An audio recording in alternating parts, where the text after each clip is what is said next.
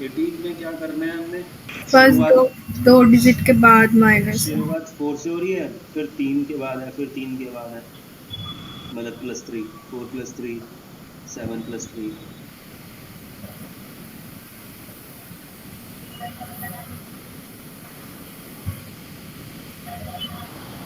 तो इसमें ना मुझे लग रहा है कि ये 3 का मल्टीपल से एक ज़्यादा है, 3 के मल्टीपल से एक ज़्यादा। तो हम इसमें ऐसे लिख सकते हैं कि अगर i इक्वल्स टू है 3 multiply i +1। I equal to 3 multiply I. Sir I नहीं एन आएगा ना स्टार्टिंग में। हाँ, यहाँ पे कुछ और आएगा, वेरिएबल आएगा यहाँ पे। और इसमें क्या होगा वेरिएबल में कि वो काउंटिंग होगी। नहीं, यहाँ पे तो आई आएगा, ये तो 1 2 3 है, यहाँ पे कुछ और आएगा, यहाँ पे लिख देते हैं, पर एन। है ना। तो n क्या है? n को फिर हम लूप के अंदर ही ऐड करेंगे। शुरू में n हो गया 1, है ना, 1 हो गया, और यहाँ पे फिर ऐड करेंगे इसके अंदर n को। यही है इसका लॉजिक।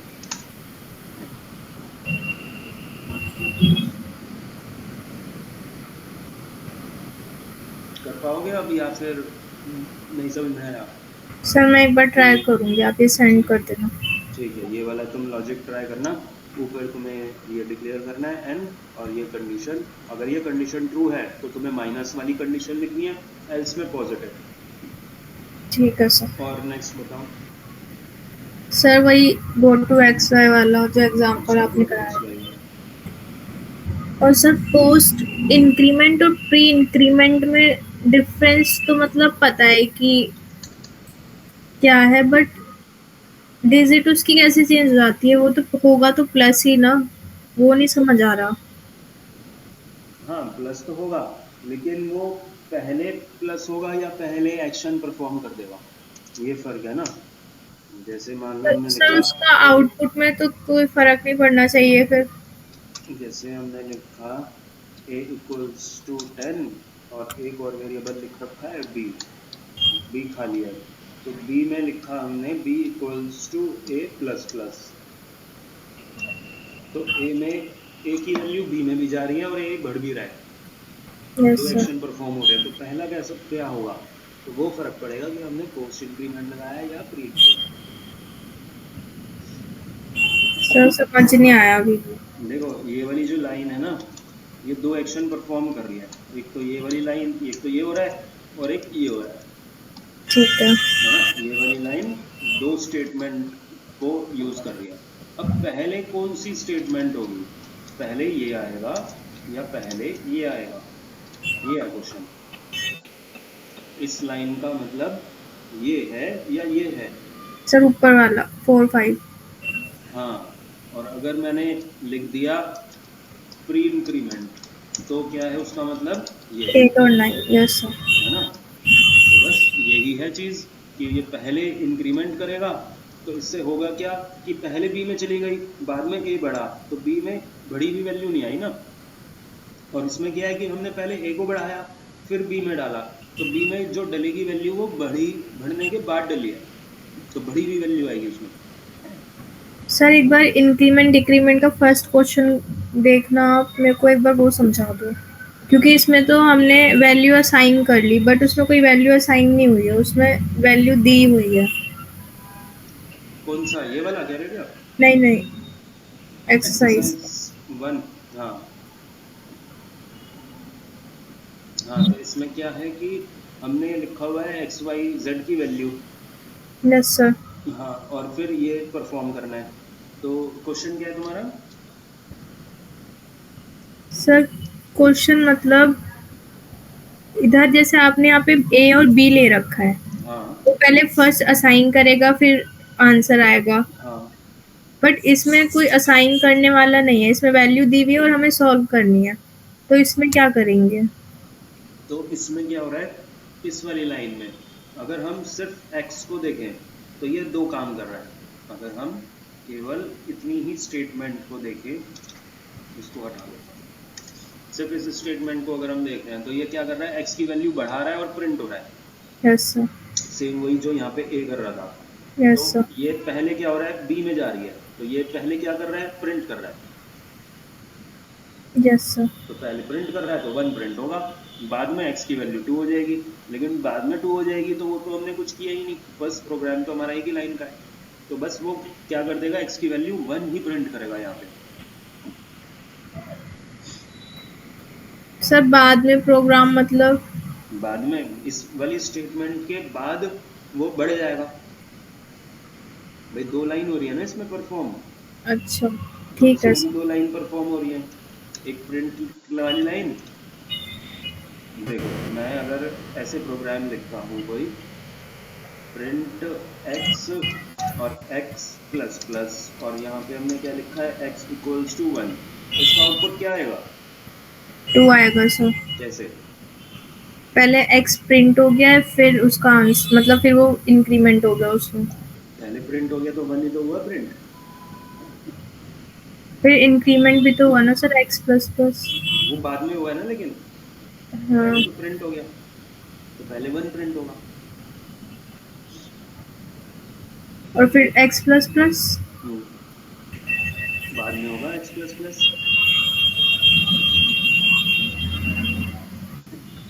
मतलब इसका आउटपुट क्या आएगा सर? 1 1 हुआ ना भाई, इन 2 लाइनों को देखो क्या है, एक एक स्टेटमेंट रीड करो ना। पहले सर x 1 में प्रिंट होगा। हाँ। x में 1 है, फिर x को प्रिंट कर दिया, 1 प्रिंट हो गया, यस फिर सर। x की वैल्यू 2 हो गई, लेकिन 2 तो वो मेमोरी तक ही हुई है, दिखेगी थोड़ी ना, अच्छा ठीक है सर। है ना। फिर इसको हमें दोबारा से प्रिंट एफ करके x प्लस प्लस प्रिंट करना पड़ेगा। अगर दोबारा से तुम यहाँ पे प्रिंट करोगे तब ये 2 प्रिंट करेगा यहाँ पे। ठीक है सर। ठीक है, तो यहाँ पे भी अब यही हो रहा है कि ये 1 प्रिंट करेगा, बाद में 2 हो जाएगी इसकी वैल्यू। ठीक है सर। अगर हम इसी लाइन में ये और जोड़ दें तो क्या होगा, सर ये तो 3 हो जाएगा, ये y की वैल्यू 3 तो हो x जाएगी। की वैल्यू क्या प्रिंट कर रहा था, 1, 1।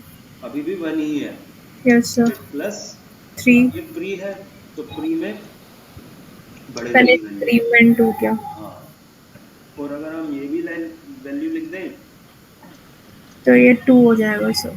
तो ये माइनस है और ये प्री है, तो पहले डिक्रीमेंट होगा, तो पहले डिक्रीमेंट मतलब माइनस, ये इसका आंसर आ जाएगा। ठीक है सर, समझ आ गया।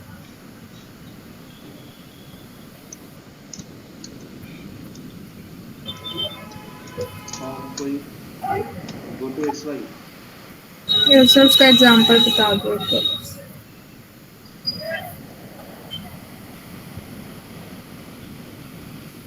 सर इसमें नहीं चल रहा था। अच्छा इसमें नहीं चलेगा, चलो कोई नहीं, वैसे ही नोट पैड पे ही देख लेते हैं। इसमें क्या कर रहे थे हम कि हमने उसको मूव करवाना है, स्क्रॉल करवाना है। यस तो सर। स्क्रॉल करवाने के लिए हमने लिखा था यहाँ पे go to X Y, X का मतलब यहाँ पे पहले कॉलम्स है फिर रो है। यस।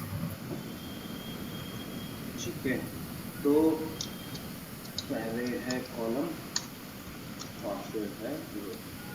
तो यहाँ पे हमने एक पोजीशन दी, लेकिन इसको डाल रखा है हमने लूप में, और यहाँ पे लिख दिया आई, तो ये कॉलम कॉलम बढ़ते जाएंगे, मतलब आगे आगे वो बढ़ता जाएगा। Yes sir. और स्लीप यूज होता है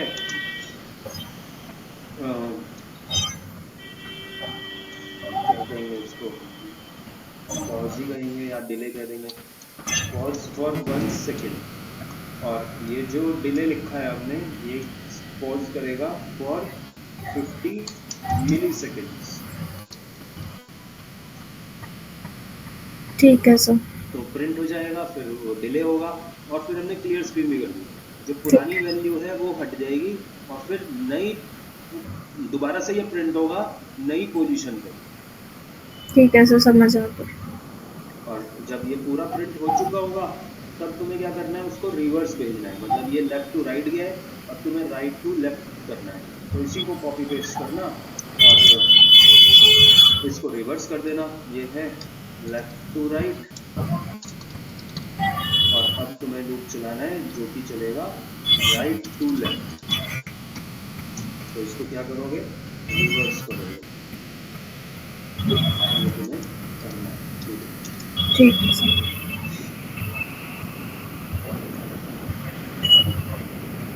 ये रिवर्स किया, और कोई डाउट?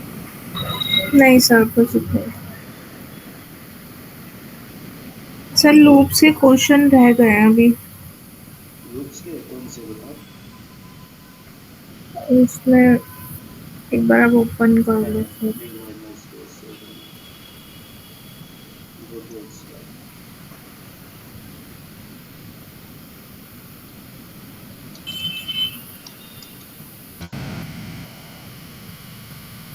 सर पावर वाले भी रह रहे हैं, इनपुट आउटपुट भी करवाने वाले रह रहे हैं, रिवर्स अरे वाले मतलब। लूप लूप वाले, यस।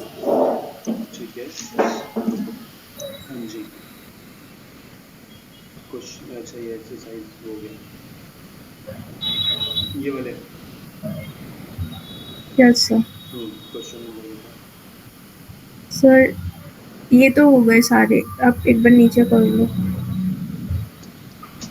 या पावर से नहीं हुए, 12 से। हम्म, पावर तो हो गया था। नहीं सर। पावर वाला तुम ट्राई करके देखना, एक नंबर आएगा और उसको मल्टीप्लाई करना है। 2 की पावर 3 का मतलब है कि 2 मल्टीप्लाई होगा 3 टाइम्स। ठीक है सर। ये वाला मैं बताता हूँ, कैसे हम रिवर्स करेंगे एक नंबर को। पर सर जब आउटपुट आएगा तो उसमें पावर कैसे आएगी? क्या मतलब, पावर कैलकुलेट करनी है तुमने? बस कैलकुलेट करनी है। हाँ। ठीक है सर।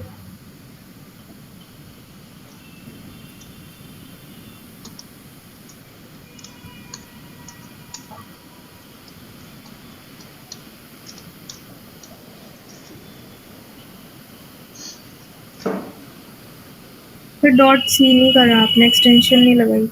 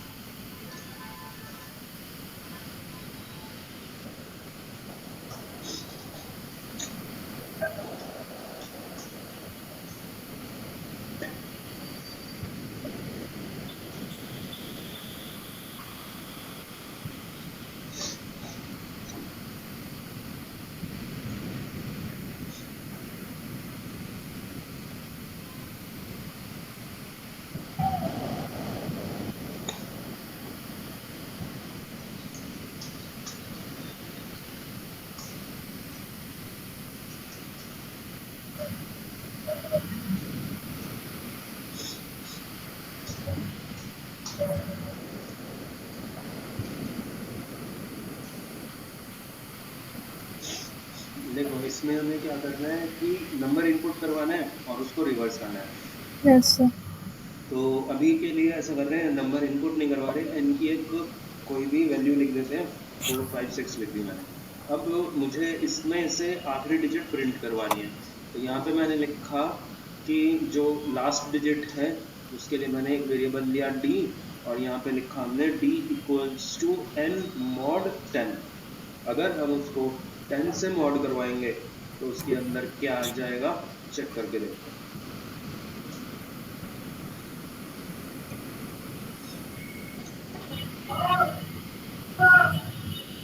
ठीक है, तो यहाँ पे क्या लिखा गया, 6 लिखा गया, यानी कि n में जो भी वैल्यू होगी तो वो उसकी आखिरी डिजिट ही प्रिंट करेगा। इस बार क्या प्रिंट करेगा, ये 7, क्योंकि इसकी आखिरी डिजिट 7 है। ठीक है, तो मॉड 10 मतलब लास्ट डिजिट। अगर मुझे सेकेंड लास्ट डिजिट चाहिए तो मुझे क्या करना होगा, n को पहले 10 से डिवाइड करना होगा, n equals to n divide by 10, और फिर यही स्टेप रिपीट करना होगा। और ये 2 बार प्रिंट करना होगा, यानी कि ये डी निकाला है और फिर दोबारा से डी। तो इस बार हम अगर रन करेंगे तो इसका आउटपुट आएगा, वो क्या आया 7 5, यानी कि लास्ट डिजिट फिर सेकेंड लास्ट डिजिट, कोई भी नंबर लिखा 1 2 3 तो उसका लास्ट डिजिट और सेकेंड लास्ट डिजिट प्रिंट होगा। सर इसका लॉजिक क्या है, 10 से डिवाइड का और मॉड का? जब भी 10 से डिवाइड करते हैं तो रिमाइंडर वो लास्ट डिजिट की बचती ठीक है। है ना। और अगर डिवाइड करेंगे तो वो लास्ट डिजिट को डिलीट कर देगा। 123 divide by 10 equals to 12.3। Point को ये रखेगा नहीं क्योंकि इंटीजर है। ठीक है सर। तो ये हमें क्या करना होगा अगली बार, ये वाली 2 लाइन का में डिवाइड। पहले हमने मॉड किया है, फिर प्रिंट किया, फिर डिवाइड किया, और यही चीज रिपीट होती जाएगी, मॉड प्रिंट फिर डिवाइड, मॉड प्रिंट डिवाइड, ऐसे ऐसे वो चलते जाएगा। तो इन तीनों लाइनों को ही रखते हैं और इसको कर देते हैं रिपीट, यानी कि लूप। अच्छा, लूप कहाँ तक चलेगा, एंडिंग वैल्यू क्या होगी, उसकी एंडिंग वैल्यू होगी जब तक वो जीरो ना हो जाए, मतलब सारी डिजिट कैलकुलेट ना हो जाए, पहले एक डिजिट फिर दूसरी डिजिट फिर तीसरी डिजिट, फिर लास्ट में जब हम डिवाइड करेंगे उसको 10 से तो वो बच जाएगा 0। 1 डिवाइड बाई 10 इक्वल्स टू 0। तो जब ठीक है। तक वो नंबर 0 से बड़ा है तब तक चलेगा, जब तक वो नंबर 0 से बड़ा है। तो इसमें कोई starting value ending starting value नहीं है, एंडिंग वैल्यू है। तो यहाँ पे हम जो लूप लगा रहे हैं वो वाइल लगा रहे हैं, वाइल n ग्रेटर देन 0,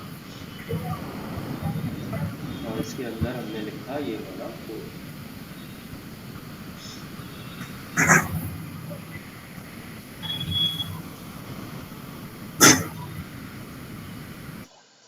बस ये रन करते हैं इसको। अच्छा, इसको हटा लेते हैं हम, यूजर से इनपुट करवा लेते हैं और इसको हटाया, एंटर नंबर कोई भी 145 541, बड़ा डिजिट का होगा, एक बार 4 डिजिट का भी एंटर करके देखते हैं, 9876678। ठीक है। ठीक है सर। अगले में क्या कह रहा है, write a program to count number of digit. अब हमें नंबर ऑफ डिजिट काउंट करनी है। नंबर ऑफ डिजिट का मतलब है कि इसके अंदर जो हमने इनपुट करवाया था वो 4 डिजिट है या 3 डिजिट है, तो वो कैसे करेंगे वो देखते हैं। सर आप ये रिकॉर्ड कर रहे हो? हाँ मेरे को सेंड कर देना। ठीक है।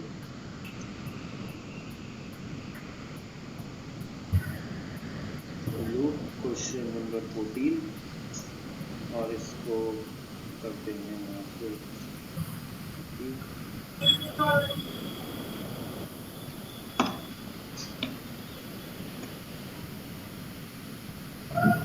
एंटर नंबर, इसमें भी ये नंबर होगा, और इस बार क्या होगा, हमें काउंट करना है ना केवल। तो यहाँ पे एक वेरिएबल ले लेते हैं सी को शुरू में करते हैं 0 काउंट के लिए, प्रिंट नहीं करवाएंगे इसमें, सी को प्लस प्लस करते जाएंगे, बस जितनी बार ये लूप चलेगा उतनी बार ही, जितनी बार ये लूप चलेगा उतनी बार ही उसकी वैल्यू है। तो सी बढ़ता जाएगा उतनी बार, और उतनी बार में सी में बढ़ेगा तो बस सी में वो वैल्यू आ चुकी होगी। परसेंटेज डी या लेंथ लिख देते हैं यहाँ पे, लेंथ इक्वल्स टू, सर मतलब ये जो हम नंबर एंटर करेंगे उसको काउंट करके बताएगा? हाँ नंबर ऑफ डिजिट्स, हमने जो नंबर इनपुट करा, मैंने लिखा 1456, तो आंसर आ गया 4, क्योंकि इसकी जो लेंथ है वो 4 है, और अगर मैंने 2 डिजिट का लिखा नंबर तो यहाँ पे 2 आ गया। ठीक है सर। इसको शॉर्ट कर सकते हैं क्योंकि इस बार हम, नहीं ये लॉजिक तो हमें चाहिए, डिवाइड करेंगे उसको, मॉड करेंगे तभी हमें पता चलता जाएगा, मतलब एक एक लास्ट डिजिट हटाते जा रहे हैं तो वो उतना ही चलता जाएगा। हाँ ठीक है, ये ऐसी होगा। अगला क्या है, सम ऑफ डिजिट, ये भी सेम ही है। इस वाले में क्या करना होगा, यहाँ पे जो डिजिट आती जा रही है, यहाँ पे जो प्लस कर डिजिट देना। आती जा रही है उसको प्लस करना है। तो ये तुम ट्राई करके देखना। ठीक है सर। ठीक है, तो मैं यहीं पे लिख देता हूँ, क्वेश्चन नंबर 15 तुम्हारा है होमवर्क। सर मेरे से लॉजिक क्यों नहीं लगता? लॉजिक तो धीरे धीरे ही सोचते ही लगेगा, है ना। थोड़ा सा और सोचो, और अलग अलग प्रोग्राम्स करो ट्राई, तभी उससे इम्प्रूवमेंट आएगी। सर मतलब थोड़ी बेसिक मैथ सजेस्ट कर दो आप इसके लिए। क्या कर दो सजेस्ट, बेसिक? बेसिक मैथ्स जो मतलब। नहीं नहीं नहीं, ये इसमें ऐसा नहीं है, इसमें तो बस लॉजिक है ना। तो आपको वही है कि आपको जो लिख रहे हो वो साथ साथ अपने माइंड में रन करते जाओ, कि अगर हमने ये लाइन लिखी है, स्टेटमेंट लिखी है, तो कंप्यूटर इसको रन करने के बाद रिजल्ट क्या देगा, जो लिख रहे हो उसको माइंड में रन करते जाओ। और अगली लाइन सोचो कि ये लाइन लिखी है तो ये वाली लाइन क्या परफॉर्म होगी, माइंड में ही तुम्हें रन करते जाना है, और उस यही लॉजिक है बस, इसी से तुम्हें पता चल जाएगा कि कैसे करना है। ठीक है सर।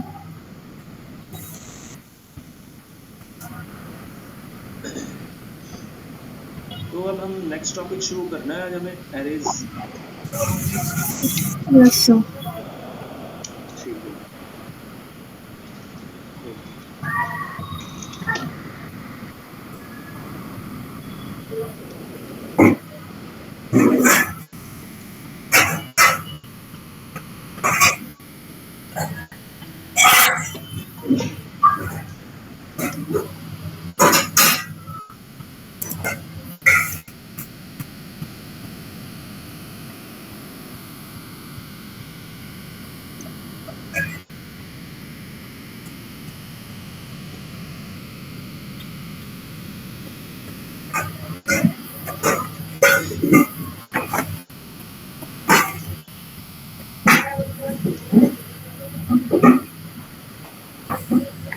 इसका आउटपुट बताओ क्या आएगा।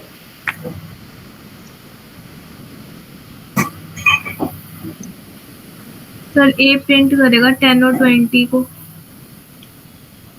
10 और 20। Yes sir. Hmm. Yes sir.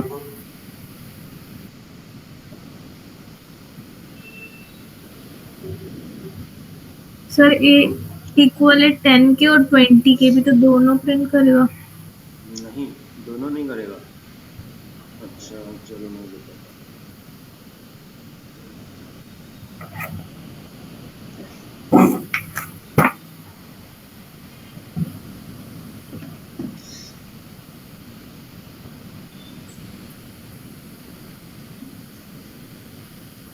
ये हमारी वाइट वाली मेमोरी है। जब हमने लिखा a इक्वल्स टू 10, बल्कि हम ऐसे लिखेंगे, इंट करके लिखेंगे ऊपर। सबसे पहले हम लिखेंगे इंट ए। इंट ए लिखते ही ये क्या करेगा, मेमोरी में एक स्पेस ऑक्यूपाई कर लेगा, ब्लॉक, एक ब्लॉक ऑक्यूपाई कर लेगा, और इस ब्लॉक को रेफर करेगा ए से। ये ब्लॉक का नाम क्या है, ए। इसका एक मेमोरी एड्रेस भी होगा, मेमोरी एड्रेस 1024 कुछ भी हो सकता है। तो जब हमने क्या लिखा, a इक्वल्स टू 10, तो इस ब्लॉक के अंदर जो वैल्यू गई है वो 10 चली गई। फिर जब हमने लिखा a इक्वल्स टू 20, ब्लॉक एक ही है, एक ही वैल्यू को ये होल्ड कर सकता है, हमने उसमें प्लस नहीं करवा, प्लस नहीं किया, हमने उस पर ओवरराइट किया है। तो ओवरराइट करते ही ये क्या करेगा, उसकी पुरानी वैल्यू को हटा देगा, ठीक है सर। और जब हम प्रिंट करेंगे तो यही वैल्यू 20 ही प्रिंट होगी। ठीक है सर। ठीक है, तो यहाँ पे जो हमें प्रॉब्लम लगी देखने से, वो ये लगी कि एक वेरिएबल में एक ही वैल्यू आती है, लेकिन अगर हमें एक वेरिएबल में दोनों वैल्यू चाहिए 10 और 20, तो क्या करेंगे, तो हम यूज करेंगे एरेज का। ठीक है। तो यहाँ पे वही चीज लिखी हुई है, a variable can hold only one literal value at a time. एक वेरिएबल में एक ही वैल्यू आ सकती है। If you want to store 100 different values, अच्छा यहाँ पे जैसे हमने देखा कि भाई दोनों वैल्यू चाहिए ना, तो इसका हम ये कर सकते थे कि दो वेरिएबल ले लेते, ए में यस। डालते 10, बी में डालते 20। दो अलग अलग वैल्यू चाहिए तो दो अलग अलग वेरिएबल लो, लेकिन यहाँ पे लिखा हुआ है कि अगर आपको 100 वैल्यूज चाहिए तो तो आपको वो प्रोग्राम 100 लेंदी हो जाए। वेरिएबल्स डिक्लेयर करने होंगे, जो कि एक बहुत डिफिकल्ट टास्क है। यस तो सर। इसको प्रॉब्लम को सॉल्व करने के लिए, ओवरकम करने के लिए सी लैंग्वेज में इंट्रोड्यूस होते हैं एरेज का कंसेप्ट। एरेज क्या करता है? Array can be define as, ये एरे की डेफिनेशन है, array can be define as collection of homogeneous similar type elements.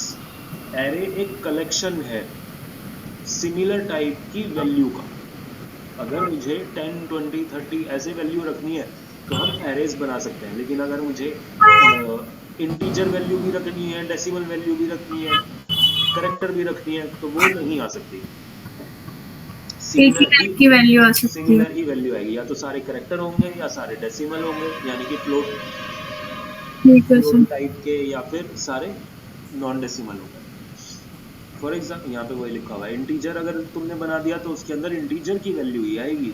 अगर तुमने फ्लोट का एरे बनाया है तो वो फ्लोट ही रहेगा। सेम वे करेक्टर अगर बनाया है तो करेक्टर का। कुछ पॉइंट्स हैं एरे से related. Arrays are always stored in continuous memory location. Array को डिक्लेयर करने का जो सिंटैक्स है वो क्या है? इंट ए और स्क्वायर ब्रैकेट हम यूज करते हैं। सी लैंग्वेज में सारे ब्रैकेट्स यूज होते हैं, 3 तरह के ब्रैकेट्स होते हैं। इनको हम सिंपल ब्रैकेट्स या पैरेंथेसिस बोलते हैं, ये कर्ली ब्रैकेट्स और ये स्क्वायर ब्रैकेट। तो पैरेंथेसिस तो यूज होते हैं फंक्शंस के लिए, और कर्ली ब्रैकेट यूज होता है ब्लॉक के लिए, और स्क्वायर ब्रैकेट यूज होते हैं एरे के लिए। तो तीनों ही तरीके के ब्रैकेट्स यूज होते हैं सी लैंग्वेज में। तो square bracket is use to declare arrays. तो एरे स्क्वायर ब्रैकेट के अंदर में क्या लिखना है? साइज लिखना है। अगर मैंने यहाँ पे 10 लिख दिया तो इसका मतलब हो गया कि ए 10 वैल्यू को होल्ड कर सकता है। कैसे करेगा होल्ड वैल्यू? वो यहाँ पे दिखा रखा है। जैसे यहाँ पे 5 का लिखा हुआ है, तो 5 वैल्यू का मतलब है 5 ब्लॉक्स बन गए हैं, और हर ब्लॉक का नाम क्या हुआ? ये जो एरे का नाम है ARR0, ARR1, और ये जो 0, 1 है, 5 है, इसको क्या कहेंगे हम? इंडेक्स। ये इंडेक्स नंबर है। तो इंडेक्स ऑलवेज स्टार्ट फ्रॉम 0, 0, 1 और +1 होता रहेगा, एक एक बढ़ता रहेगा। कहाँ तक होगा?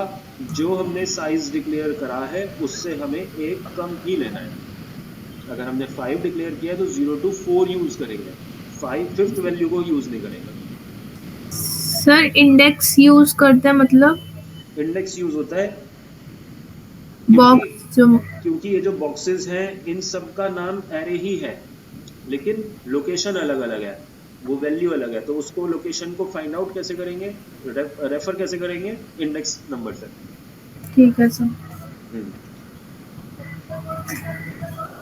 है, तो यहाँ पे सबसे पहले यही लिखा है कि एरे कंटिन्यूअस मेमोरी लोकेशन करते हैं।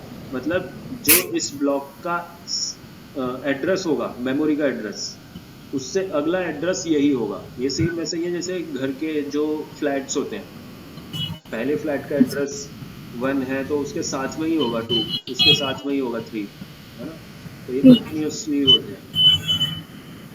Array can store multiple values which can be referred by single name. Multiple values हैं, 5 वैल्यूज हैं इस केस में, सबका नाम सेम ही है ARR, लेकिन followed by index inside a square bracket. तो उसके बाद इंडेक्स नंबर भी हमें देना है, 0, 1, 2, 3। इंडेक्स नंबर से ही हमें पता चलेगा कि भाई सबका ब्लॉक A ही है, लेकिन हाउस नंबर अलग है। तो ये कह सकते हो ये हो गया ब्लॉक, जैसे घरों का एड्रेस होता है तो ये हो गया ब्लॉक नंबर, और ये हो गया फ्लैट का नंबर। ठीक है सर। एरे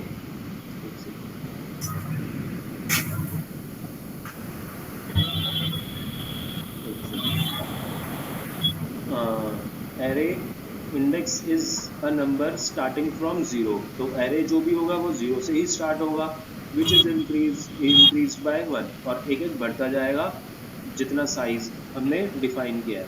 कोई लिमिट नहीं है कि आप यहाँ पे 5 लिखो, 10 लिखो, 20 लिखो, कितना भी साइज लिख सकते हैं। Array can B categorised into 2 categories. Array हमारी 2 कैटेगरीज में डिवाइड होता है, या फिर इसको टाइप्स भी कह सकते हैं। Array is of 2 types. First is 1 dimensional array, short में 1D एरे बोलते हैं, या 2 डायमेंशनल एरे जिसको 2D बोलते हैं। तो पहले हम पढ़ेंगे 1 डायमेंशनल एरे। 1 डायमेंशनल का मतलब है कि जो एरे होगा, जो एलिमेंट्स होंगे वो केवल एक ही डायरेक्शन में चलेंगे। One dimension array is a one directional array, एक ही डायरेक्शन में चलता है, which contain only one single row, और इसके अंदर केवल एक ही रो होती है, वो कितनी भी बड़ी हो सकती है, रो एक ही है, कॉलम्स मल्टीपल है, कॉलम्स मल्टीपल है। One dimensional array can be declare, इसका सिंटेक्स दिखाया हुआ है यहाँ पे। बस अब इसका प्रोग्राम करते हैं। ठीक है सर। तो अब इसका प्रोग्राम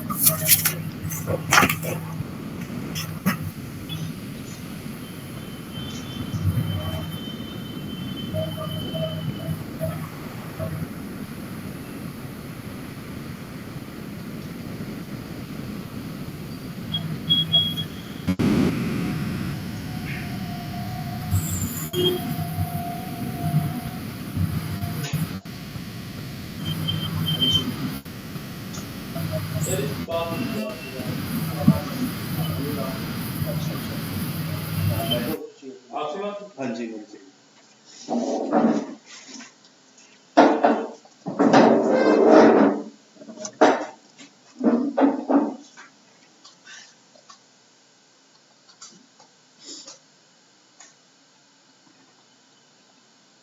साक्षी मेरे को थोड़ा सा काम आ गया है, तुम एक बार देख लो कुछ, ठीक है, मैं तुम्हें कॉल करके बताऊंगा। ठीक है सर।